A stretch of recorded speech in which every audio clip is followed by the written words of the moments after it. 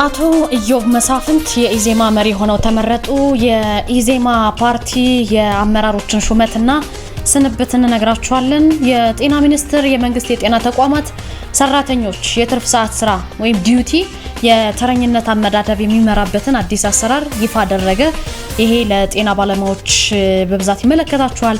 ተያዥ ሆኖ ያስቀጠራትን ግለሰብ ሰርቃ በሰጠችው ገንዘብ ተሽከርካሪ ወይም መኪና የገዛው ግለሰብ ከህቱ ጋር ምንድነው የገጠመው እንነግራችኋለን።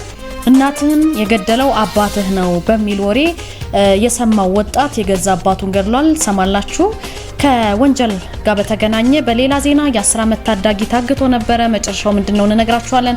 በአያቶላህ አሊ ካሚኒ ምትክ ልጃቸው ሞጅታባ ካሚኒ የኢራን የበላይ መሪ ሆነው ተሾመዋል። እንደምንውላችኋል። አሃዱ ኒውስ ኤንድ ፖለቲክስ የእናንተ የመረጃ ቻናላችሁ ነው። ከዚህ በመቀጠል ለዛሬ ለለተሰኞ የካቲት 30 የወሩን የካቲትን የመጨረሻ ቀን ዜና እናቀርባለን። ነገም በዚህ ሰዓት እንዲሁ እንገናኛለን። ዜናዎቹን አዘጋጅቼ የማቀርበው ናርዶስ አለማየሁ ነኝ።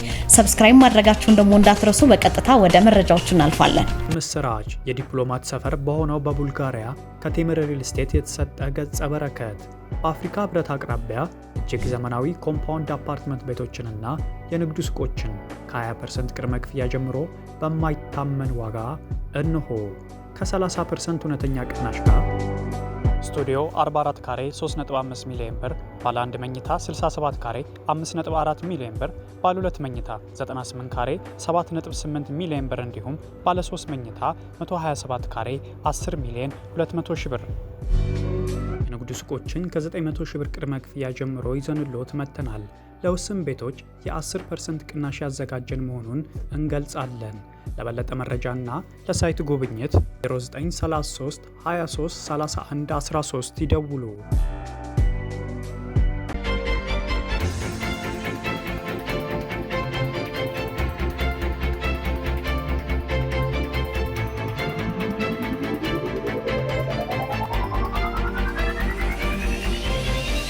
በኢዜማ ፓርቲው የቀድሞውን መሪውን ፕሮፌሰር ብርሃኑ ነጋና ምክትላቸውን በክብር ሸኘ። አቶ ኢዮብ መሳፍንት ደግሞ የኢትዮጵያ ዜጎች ለማህበራዊ ፍትህ ፓርቲ ወይም ኢዜማ መሪ የነበሩትን ፕሮፌሰር ብርሃኑ ነጋን በመተካት የፓርቲው መሪ ሆነው ተመርጠዋል። የኢትዮጵያ ዜጎች ለማህበራዊ ፍትህ እንግዲህ አስቸኳይ ጠቅላላ ጉባኤ አድርጎ ነበረ። ፓርቲውን ላለፉት 7 ዓመታት ሲመሩ ነበሩ ፕሮፌሰር ብርሃኑ ነጋ። እሳቸውን አሰናብቶ ኢዮብ መሳፍንትን የፓርቲው መሪ አድርጎ ነው የመረጠው። ጠቅላላ ጉባኤውን በአድዋ መታሰቢያ አዳራሽ ያደረገው ኢዜማ ከፕሮፌሰር ብርሃኑ ነጋ በተጨማሪ የፓርቲው ምክትል መሪ የነበሩትን አርክቴክ ዮሐንስ መኮንንን በተመሳሳይ አሰናብቷል። በመተካቸው ደግሞ አቶ ንጋቱ ወልዴን ነው የመረጠው። ፓርቲው ከመሪዎች ምርጫ በተጨማሪ የ7ኛው ጠቅላላ ምርጫ ማኒፌስቶውን ያስተዋወቀ ሲሆን በቀጣይ የሚመራበትን 50 ፖሊሲዎችንም ለአባላቱ ይፋ አድርጓል። በዚህ መሰረት ፕሮፌሰር ብርሃኑ ነጋ ከኢዜማ ተሰናብቷል ማለት ነው።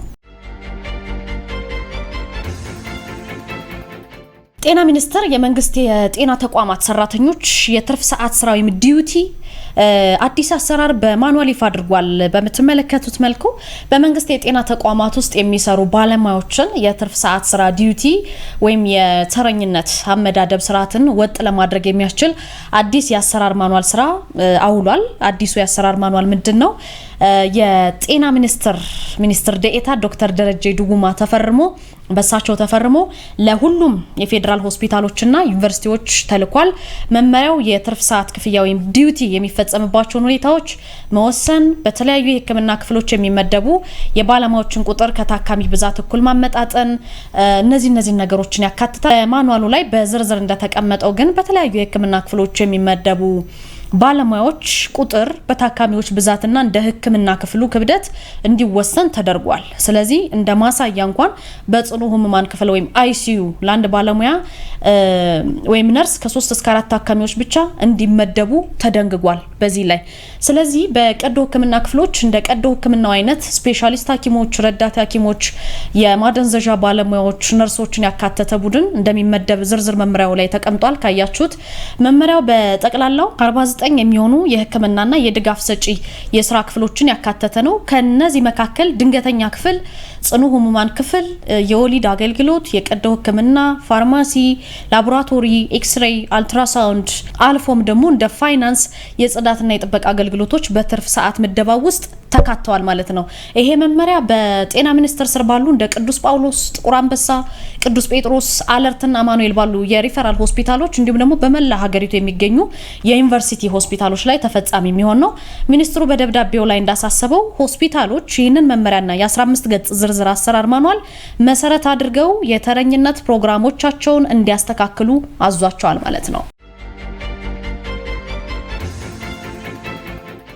ከዚህ በመቀጠል ወደ ህጋዊና ወደ ወንጀል መረጃዎች ነው የምናልፈው። ወንጀል ይፈጸማል፣ ቅጣቱ ምንድነው የሚለውን በስፋት እንመለከታለን። የመጀመሪያው ተያዡን ያስቀጠራትን ግለሰብ በሰርቃ በሰጠችው ገንዘብ ተሽከርካሪ የገዛው ግለሰብ ነው።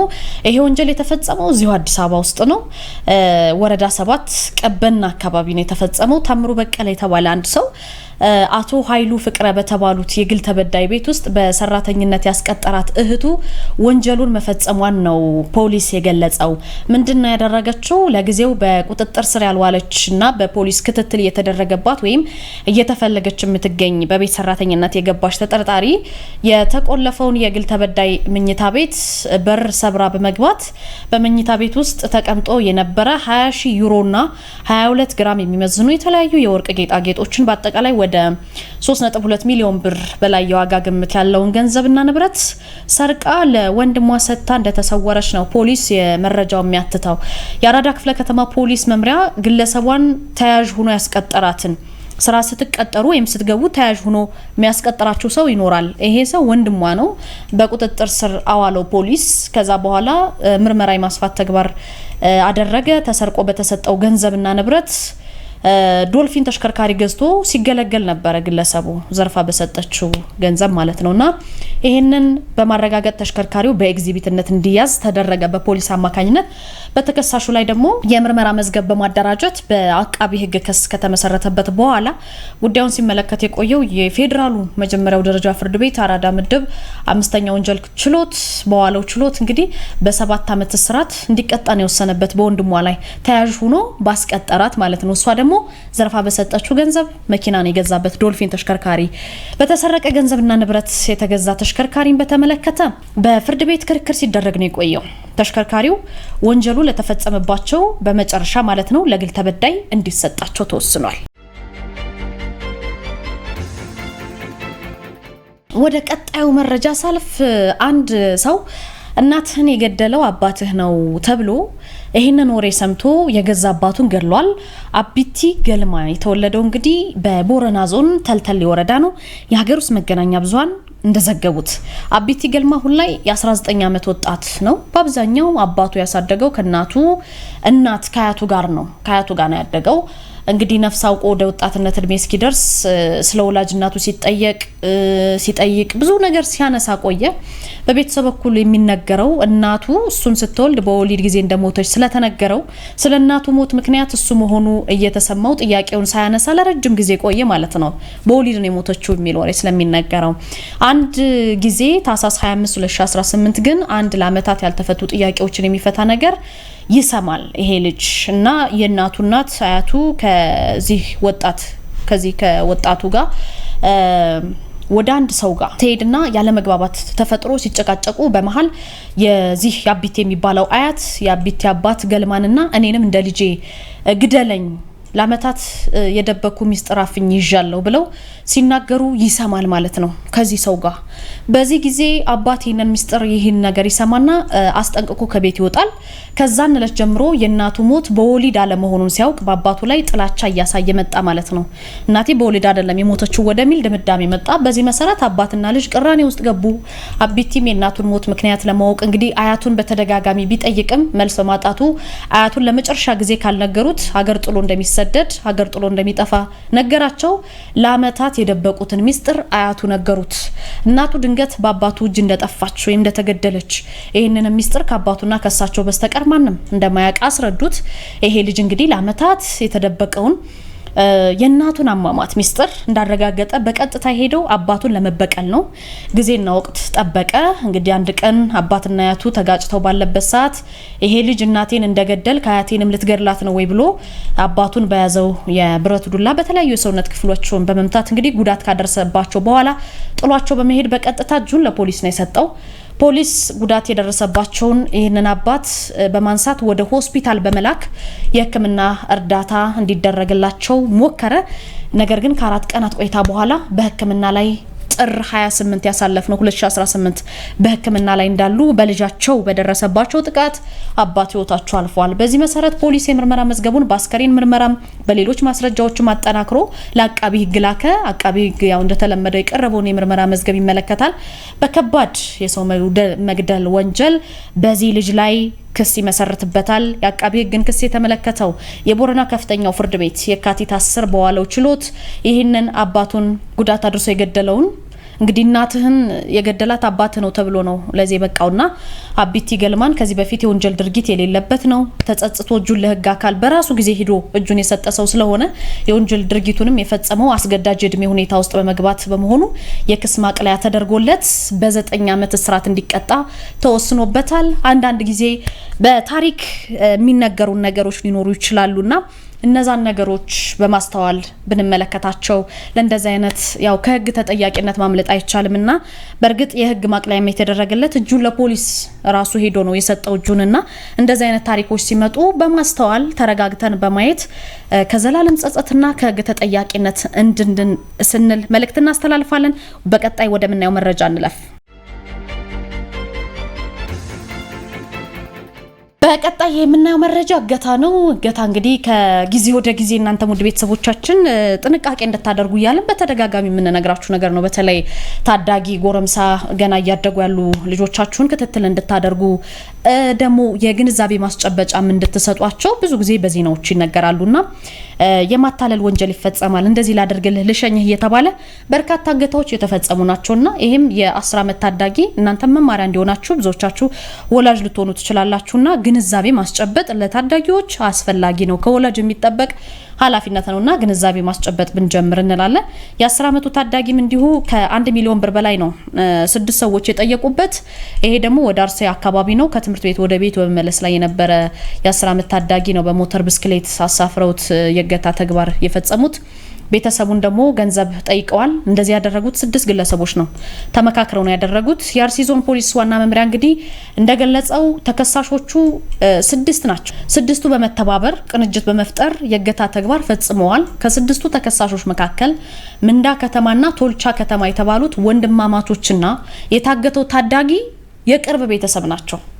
ይሄ ልጅ የሚያግቱት እነዚህ ሁለቱ ማለት ነው የጠቀስኩላችሁ ምንዳ ከተማና ቶልቻ ከተማ የቅርብ ቤተሰቦች ናቸው። እንግዲህ አንዳንዴ በቅርብ ቤተሰብም እገታ ሊፈጸም ይችላል። በእንደዚህ አይነት የወንጀል ታሪኮች ለብዙዎቻችሁ መማሪያ ስለሚሆን ማለት ነውና ከቀኑ 6 ሰዓት ላይ ናኦል አቤል የተባለ ታዳጊ እንደ ቤተሰብ በመቅረብ ወደ ቤተ እናድርስ እንሸኝ በማለት ነው በሰላም እንግዲህ በሞተር ብስክሌት አሳፍረው በመውሰድ የእገታ ተግባሩን የፈጸሙት። ከዛ በኋላስ ከበሌ ከምትባል ከተማ 01 ቀበሌ ወስደው ኪሎሌ የተባለ ስፍራ ለሚጠብቋቸው ሌሎች 4 ግብረ አበሮች ነው ያስረከቡት ህፃኑን።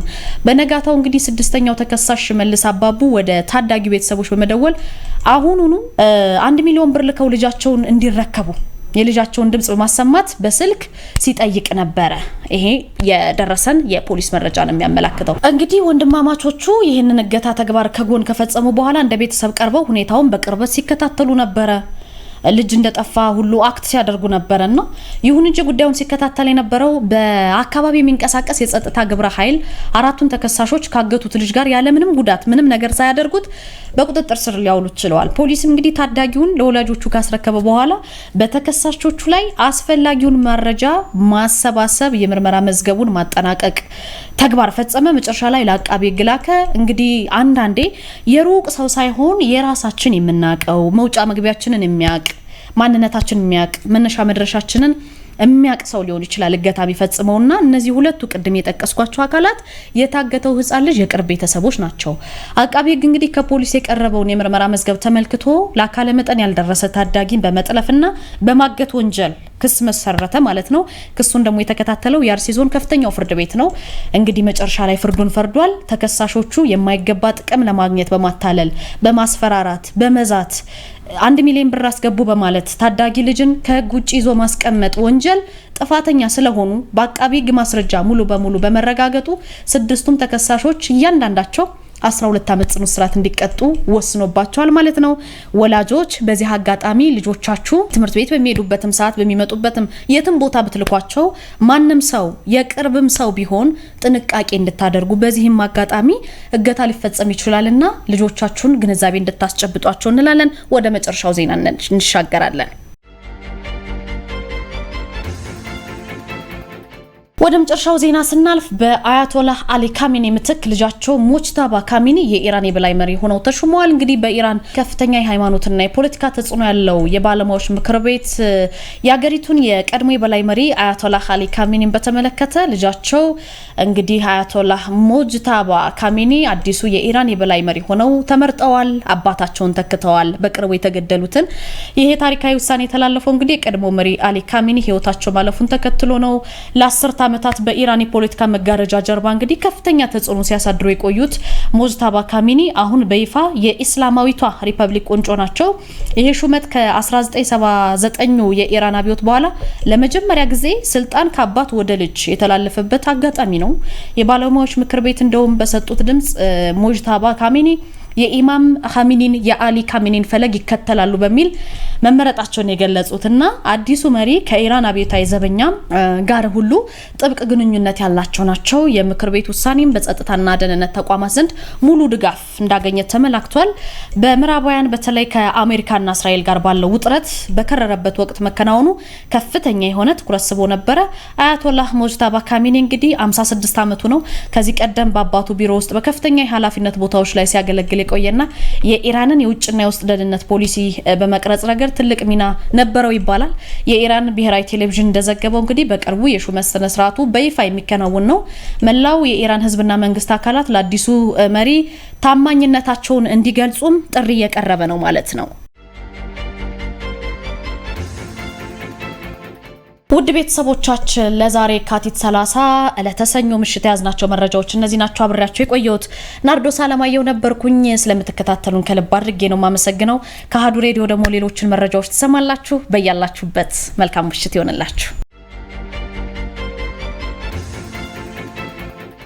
ዓለም ስራ ዘውዱ ቴክኒኩን እየዘወረች የስርጭት ጥራቱን ትጠብቅልናለች። ህይወት የጌትነት ማለዳውን ታስፈጽማለች። ክብሮ ሙርቁ ልሳኑን እየመራው ከእናንተ ጋር ቆያለሁ። አሁን አንኳር ዘገባዎቹን አስቀድማለሁ። ለሴት እጩዎች ቁጥር ማነስ የምህዳሩ መጥበብና ማህበራዊ ጫናዎች ዋነኛ ምክንያቶች መሆናቸውን ፓርቲዎች ገለጹ። በመጪው ግንቦት እንደሚካሄድ ቀጠሮ በተያዘለት 7ኛው ጠቅላላ ምርጫ ለመመረጥ በእጩነት የተመዘገቡ ሴቶች ቁጥር ከወንዶች አንጻር አነስተኛ መሆኑን ተከትሎ አሃዱ ሬዲዮ ስለ ምክንያቱ የጠየቃቸው 4 የፖለቲካ ፓርቲዎች በሰጡት ምላሽ የፖለቲካ ምህዳሩ መጥበብና ዘርፈ ብዙ ማህበራዊ ጫናዎች ለክስተቱ ዋነኛ ምክንያቶች እንደሆኑ አብራርተዋል። ከኢትዮጵያ ምርጫ ቦርድ የተገኘው መረጃ በምርጫው በተመራጭነት ለመፎካከር ከተመዘገቡ 10907 እጩዎች መካከል የሴቶች ቁጥር 2760 ብቻ እንደሆነ ተጠቅሷል። የኢትዮጵያ ሶሻል ዴሞክራቲክ ፓርቲ ተቀዳሚ ሊቀመንበር ዶክተር ራሄል ባፌ ነባራዊ የፖለቲካ ሁኔታ ለወንዶችን ፈታኝ በሆነበት በዚህ ወቅት ሴቶች ተደራራቢ ማህበራዊና ኢኮኖሚያዊ ጫናዎች እንደሚበረቱባቸው አስረድተዋል። በተለይም ከቤተሰብ የሚደርስባቸው ተጽዕኖና የፓርቲያቸው ውስጣዊ አሰራር ለሴቶች ምቹ አለመሆኑ ተጠቃሽ ምክንያቶች እንደሆኑ ገልጸዋል። ፖለቲካ ምህዳር እኮ እንኳን ለሴቶች ለወንዶችም በጣም ከባድ ነው። በተለይ የሴቶች ደግሞ ማልቲፕል ጫና ያለበት ነው። ባለትዳሮቹ ከትዳር አጋሮቻቸውም ከልጆቻቸውም ከቤተሰብም ይመጣል። ለሴቶች ልጆች ላይም ከወላጆች ከወንድም እህቶች ከጓደኞች ተጽዕኖ አለ። ግን ያን ሁሉ አሸንፈው ደግሞ ወደፊት የመምጣቱ ነገር የግለሰቦች ፈቃደኝነትን ይጠይቃል። በአብዛኛው ደግሞ ሴቶች የቤተሰብ ኃላፊዎችም ይሆናሉ። ከዛ ባለፈም ደግሞ ስራ ፈላጊዎችም ይሆናሉ። አየህ የኢትዮጵያ የስራ እድል ያለው በመንግስት እጅ ስለሆነ መንግስትና ገዢው ፓርቲ ደግሞ የአንድ ሳንቲም ገጽታዎች ስለሆኑ የስራ እድላቸው ይዘጋል። ልጆችን የማሳደግ የማስተማር እድላቸው ይዘጋል። ኢሶዴፓ 2 አካል ጉዳተኞችን ጨምሮ 87 ሴት እጩዎችን ለምርጫ ፉክክሩ ማቅረቡንም ሊቀመንበሯ ተናግረዋል። የኢህአፓ የሴቶችና ወጣቶች ዘርፍ ተጠሪ ወይዘሪት መስታወት ስመኝ በበኩላቸው ፍርሃትና የጸጥታ ችግር ሴቶች ከፖለቲካዊ ተሳትፎ ራሳቸውን እንዲያርቁ ምክንያት እንደሆኑ ጠቅሰዋል። ያው የፖለቲካ ምህዳሩ መጥበብ ነው። እንደ ልባችን መንቀሳቀስ አለመቻላችን፣ የህዝቡ ቶርችድ መሆን፣ ፍርሃት ውስጥ መሆን እሱ እንዳንድ ችግር ነው። ፍርሃትን በማህበረሰባችን ውስጥ ለልቋልና ህዝቦችን ሴቶችን እንደ ልብ ማደራጀት አልቻልንም። ስርዓት ይፈራሉ፣ መገለልን ይፈራሉ፣ ከስራ መባረርን ይፈራሉ። ይሄ አንድ ትክክላችን ነው። ሌላው እየተንቀሳቀስን እንደ ልብ እንዳናደራጅ ያደረገን ጦርነቱ ነው። ራችን ላይ ያለው ጦርነት የአንድ ኢትዮጵያ ዴሞክራሲያዊ ብሔራዊ ፓርቲ ሊቀመንበር አቶ ዘሪሁን ገብረ እግዚአብሔርና የትብብር ለኢትዮጵያ አንድነት ድርጅት የኮሙኒኬሽን ኃላፊ አቶ ጌትነት ወርቁን በተመሳሳይ አብዛኛው የስራ ዕድል በመንግስት እጅ መሆኑና ተቃዋሚ ሆነው የሚንቀሳቀሱ ሴቶች የስራ ዕድል የመከልከልና የመታሰር ስጋት መኖሩ ለተሳትፏቸው መቀነስ ተጠቃሽ ምክንያቶች እንደሆኑ አብራርተዋል። በተፎካካሪ ፓርቲዎች የሚገቡ ሴቶች ቁጥራቸው አነስተኛ የሚሆነው አንደኛ የስራ መስክ የለንም፣ ሁለተኛ የፖለቲካው ምህዳር ጠባብ ነው፣ ሶስተኛ ደግሞ ሃይማኖታዊና ባህላዊ ችግሮች አሉበት፣ አራተኛ ደግሞ የቤተሰብ ችግር አለባቸው ሴቶች ወደ ፖለቲካው ዓለም ለመግባት። አሁን ብዙ ጊዜ ላለሁ ያው እኔ ላይ የሚደርሰው ነገር ይሻላል አይደለም እንትኑን የሚደርስብህ ነገር ምናልባት ድብደባ፣ የተራዘመ እስር ምናምን ታረግ ሴት ስትሆን ደግሞ ምንድን ነው የምትሆነው? እንደምታየው ነው። በጣም እጅግ በጣም የተነበረ ስርዓት ነው። ፓርቲዎቹ ሴቶችን ለማብቃት ጥራት እያደረጉ ቢሆኑም የመንግስትና የገዢው ፓርቲ ሚና መደበላለቅ ለተቃዋሚ ሴት እጩዎች ትልቅ እንቅፋት እንደሆነ ተናግረዋል። ከፖለቲካ ስራ በፊት ለህዝብ ደህንነትና ለሀገር ህልውና ቅድሚያ እንዲሰጥ ተጠየቀ። በትግራይ ክልል ያለው ፖለቲካዊና ኢኮኖሚያዊ ውጥረት አሳሳቢ ደረጃ ላይ በመድረሱ ከማንኛውም የፖለቲካ ስራ በፊት የህዝብና የሀገር ህልውና መቅደም እንደሚገባው በትግራይ ክልል የሚንቀሳቀሱ የሲቪል ማህበረሰብ ድርጅቶች ህብረት አስታውሷል። የህብረቱ ስትራቴጂክ አማካሪ አቶ ያሬድ በረሀ በክልሉ ያለው ወቅታዊ ሁኔታ በስጋት የተሞላ እንደሆነ ተናግረዋል። አማካሪው አክለውም የሰብአዊ እርዳታ አቅርቦት እጅግ ውስን መሆኑና የነዳጅ አቅርቦት መስተጓጎል በኢኮኖሚው ላይ ትልቅ ጫና ማሳደሩን ጠቅሰዋል። 1 ሊትር ቤንዚን ወደ 420 ብር ገደማ እየተሸጠ እንደሚገኝና በቂ የባንክ አገልግሎት አለመኖሩ ለተጨማሪ አለመረጋጋት ምክንያት የመሆን እድል እንዳለውም አብራርተዋል። በጣም አሳሳቢ ነው። ብዙውን ነገር ህዝቡ ስቃይ ላይ ነው ያለው በብዙ ምክንያት ማለት ነው። በጣም አንድ የሆነ ኮሽታ በተፈጠረ ቁጥር ስጋት ላይ የሚኖር ማህበረሰብ ነው ያለውና ይሄ ሁኔታ አይደለም ለህዝብህ ለማንም የምትመኘው አይነት አይደለም። አሁንም ቢሆን የሂማኒታሪያን አክሰሱ በጣም ሊሚትድ ነው። የተለያዩ ነዳጅና የመሳሰሉትን አቅርቦቶች በጣም ብዙ ችግር ነው ያለው። በጣም ስቃይ ላይ ነው ያለው ህዝቡ። በአንድ ሊትር 420 አካባቢ ደርሷል። ለምሳሌ ቤንዚንን ብንወስድ ይከን ኢማጂን ምን ያህል አገሩና ህዝቡን አፌክት ሊያደርገው እንደሚችል። አሁንም ቢሆን የባንክ አክሰሱ በበቂ ሁኔታ የለም እና በዚህ ምክንያት ክልሉ በጣም እየተተራመሰ ነው ያለው ማለት ጦርነት አሁንም ድባብ አለ።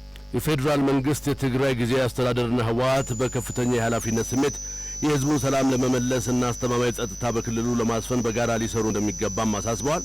አቶ ያሬድ ልዩነቶች በጠረጴዛ ዙሪያና በሰከነ መንፈስ ብቻ እንዲፈቱና የጦርነት ጉሰማዎች እንዲቆሙም ጥሪ አቅርበዋል። እና ከዚህ መውጣት አለበት። ደግሞ ከዚህ ለመውጣት በጣም ብዙ ስራዎች መሰራት አለባቸው እና ሁሉም አካላት በተለይም የፌዴራል መንግስቱና ክልሉን እያስተዳደረ ያለውን ኢንትሪም አድሚኒስትሬሽን ፕላስ በዚህ ላይ ትልቅ ሮል አላቸው የሚባሉት እንደ ህወሓት የመሰሉትን አካላት በትልቅ የኃላፊነት ስሜት መስራት አለባቸው። ሄዶ የፖለቲካ ስራ ለመስራትም ህዝቡ መኖር አለበት፣ ሀገሩ መኖር አለበት እና ፌዴራል መንግስቱም ቢሆን እዛ ያሉትን ሌሎች አካላትም ቢሆኑ ሁሌ በሰከነ መንፈስ የህዝቡን ፍላጎት እያዳመጡ ከጦርነት በመለስ ባሉት አማራጮች ብቻ ልዩነታቸው መፍታት የሚችሉበት ሁኔታ መፍጠር አለባቸው። ከዚህ ውጭ ያሉትን አማራጮች በሙሉ ለማንም አይጠቅሙም፣ ለዛ ለክልሉም አይጠቅሙም፣ ለሀገር እንደ ኢትዮጵያ አይጠቅሙም ማለት ነው። ስለዚህ የጦርነት ጉሰማው ወይም እንደዚህ አይነት ፍላጎቶችን እያየን ነው። እነዚህ ነገሮች የሚቀርቡበት ሁኔታ መፍጠር አለባቸው። በትልቅ የኃላፊነት ስሜት መስራት አለባቸው። ህብረቱ የፕሪቶሪያ የሰላም ስምምነት ሙሉ በሙሉ እንዲተገበር የክልሉ የግዛት አንድነት እንዲከበርና ተፈናቃዮች እንዲመለሱ ግፊት እያደረገ እንደሆነም ገልጸዋል። ሱቅና መዝናኛዎችን ጨምሮ በህገ ወጥ መንገድ የተያዙ 840 የንግድ ቦታዎች ወደ መንግስት መመለሳቸው ተገለጸ። በአዲስ አበባ ከተማ በተለያዩ ክፍለ ከተሞች የሚገኙና ለሶስተኛ ወገን በህገ ወጥ መንገድ ተላልፈው የቆዩ 840 የንግድ ቦታዎች ለመንግስት መመለሳቸውን የከተማዋ የህብረት ሥራ ማህበራት ኮሚሽን ለአሃዱ አስታውቋል። የኮሚሽኑ ኮሚሽነር አቶ ሀብተየስ ድሮ ቤቶቹ ቀደም ሲል መንግስት ለህዝብ አገልግሎት እንዲውሉ ያዘጋጃቸው ቢሆኑም በህገ ወጥ መንገድ ለግለሰቦችና ቡድኖች ተላልፈው መቆየታቸው ተረጋግጧል ብለዋል። ለመንግስት ከተመለሱት ይዞታዎች መካከል የህዝብ መዝናኛዎች፣ ሱቆችና የዱቄት ማምረቻ ወይም ወፍጮ ቤቶች ይገኙበታል የተባለ ሲሆን በውስጥ አሰራር ብልሽት፣ ግልጽነት በጎደለው አሰራርና በዝምድና ለማይገባቸው ሰዎች ተከፋፍለው ለዓመታት እንደቆዩ ተገልጿል። የአዲስ አበባ ካቢኔ በደንብ ቁጥር 46/2014 ያጸደቀው መመሪያ ተጥሶ አብዛኛዎቹ በሸማቾች ማህበር ቁጥጥር ስር የነበሩ የንግድ ሱቆች ለማይገባቸው ሶስተኛ ወገኖች በከፍተኛ ዋጋ ተከራይተው እንደቆዩ ኮሚሽነሩ ጠቁመዋል። አጥፊዎቹ ግለሰቦች ከሸማቾች ማህበራት ከ3 እስከ 5 ሺህ ብር ተከራይተው ለነጋዴዎች እስከ 50 ሺህ ብር ሲያከራዩ እንደነበር የገለጹት አቶ ሀብተየስ ይህ አሰራር የህዝብን ጥቅም የሚነካ ያልተገባ ድርጊት እንደሆነም ተናግረዋል። በአሁኑ ወቅት አብዛኛዎቹ ይዞታዎች ወደ መንግስት ይዞታነት መመለሳቸውም ተገልጿል። በአራዳ በቦሌና በልደታ ክፍለ ከተሞች የሚገኙ ቤቶች ሙሉ በሙሉ በሚባል ደረጃ ተመላሽ መደረጋቸውን ያስታወቀው ኮሚሽኑ በንፋስ ስልክ ላፍቶ ክፍለ ከተማ 4 የንግድ ቤቶችን የማስለቀቅ ስራም በቀጣይ እንደሚከናወንና በሌሎች ክፍለ ከተሞችም በፍርድ ቤት ክርክር ላይ ያሉ ጥቂት ይዞታዎች እንዳሉ ተብራርቷል። በፊት ክራይ ቤት የነበሩ የህዝብ መዝናኛ ሱቅ መንግስት እንደ ገቢ ማስገኛም ለህዝብ ደግሞ ሰርቪስ በቅርበታቸው እንዲሰጥ መንግስት የሰጣቸው ቦታዎች አሉ፣ ቤቶች አሉ። ከባላደራ ቦርድ ደንብ አውጥቶ የአዲስ አበባ ካቢኔ ደንብ 46/2014 አውጥቶ ሲሰጣቸው አብዛኛው ሸማቾች ተከፋፍሎ ነው ተከራይቶ የገባ ራሳቸው የወሰዱት ለዘመዶቻቸው ያከፋፈሉ። 3 ተራ ከጎኑ ነጋዴ 40 ሺህ 50 ሺህ ብር ሲያከራይ የሸማች 5 ሺህ 3 ሺህ ብር እሱም ግልጽነት የሌለው ይህንን ስም በሙሉ በማስለቀቅ ትንሽ ነው የሚቀሩ አልፎ 10 የማይበልጡ ናቸው የሚቀሩ። ለሚኩራ ላይ ትንሽ ይቀራል። ከዛ ሌሎች ክፍለ ከተማ ላይ ፋሲል ላፍቶ ላይ 4 ይቀራል። አዲስ ከተማ 3 ወር 4 ይቀራል። እሱም በፍርድ ቤት ኬስ ተይዞ አራዳ ላይ ሙሉ በሙሉ አስለቅቀናል። ልደታ በጣም ጥሩ አስለቅቀ። ኮልፌ ላይ 2 ወር 1 ነው እነሱም የሚቀሩ። ይሄን ቦሌ ላይ ሙሉ በሙሉ አስለቅቀናል። በዚህ ልክ ሁሉም ክፍለ ከተሞች ላይ በማስለቀቅ ህዝቡ 840 የሚሆኑ መዝናኛ ቦታዎች፣ ቤቶችን፣ መዝናኛዎች፣ ሱቆች፣ ወፍጮ ቤቶች ወደ ህዝብ ዞሮ ህዝቡ ሰርቪስ በአካባቢው እንዲያገኝ ከዛ የሚገኘው ትርፍ ደግሞ በግልጽኝነት ይሄ ስራ እየተሰራ ይገኛል። ይህ እርምጃ ቀደም ሲል ቅሬታ ሲቀርብባቸው ለነበሩ በህገወጥ መንገድ ለማይገባው ሶስተኛ ወገን የተላለፉ ይዞታዎች ምላሽ መስጠትን ዓላማ ያደረገ እንደሆነም ተገልጿል። በኬንያ ናይሮቢ በከባድ ጎርፍ ሳቢያ የ23 ሰዎች ህይወት አለፈ። በኬንያ ዋና ከተማ ናይሮቢ ከባድ ዝናብ ባስከተለው ድንገተኛ የጎርፍ መጥለቅለቅ ቢያንስ የ23 ሰዎች ህይወት ማለፉ ተዘግቧል። የከተማዋ ፖሊስ 30 የሚሆኑ ሰዎችን ከአደጋው ማትረፉን ገልጾ ሆኖም በአደጋው በርካታ ሰዎች በጎርፍ መወሰዳቸውን አስታውቋል። እስካሁን የ23 ሰዎች ህይወት ማለፉን በማረጋገጥ የዘገቡት የሀገሪቱ መገናኛ ብዙሃን በከተማዋ ባለው የአየር መዛባት ምክንያት የአውሮፕላን በረራዎች መሰረዛቸውን፣ አንዳንድ በረራዎች ደግሞ ሞምባሳ ላይ ለማረፍ መገደዳቸውን አስነብበዋል። ዘገባው የቢቢሲ ነው። አሜሪካ በሳውዲ የሚገኙ ዲፕሎማቶቿን በአስቸኳይ እንዲወጡ አዘዘች።